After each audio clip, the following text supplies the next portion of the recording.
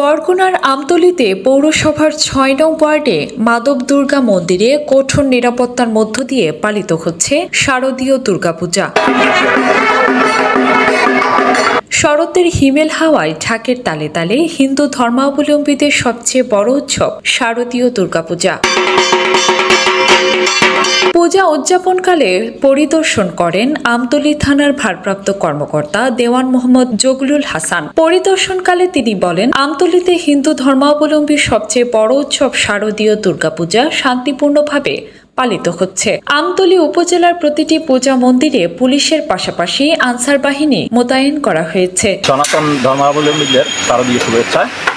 আমতলী থানা এলাকার 13টি পূজা মণ্ডপে উৎসব মুখর পরিবেশে দুর্গাপূজা পালিত হচ্ছে। আমাদের এই থানা এলাকায় 13টি পূজা মণ্ডপ রয়েছে এবং এই 13টি পূজা মণ্ডপে আমাদের পুলিশের তরফ থেকে আইন শৃঙ্খলা রক্ষার্থে সার্বিক ব্যবস্থা গ্রহণ করা হয়েছে।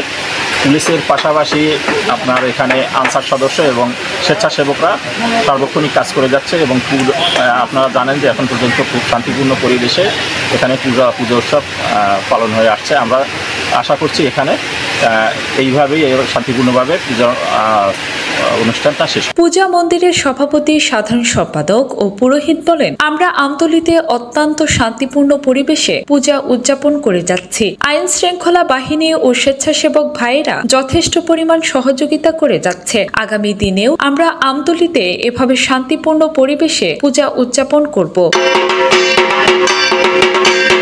বরগুনা থেকে মীর খায়রুল ইসলাম, দিগন্ত টিভি।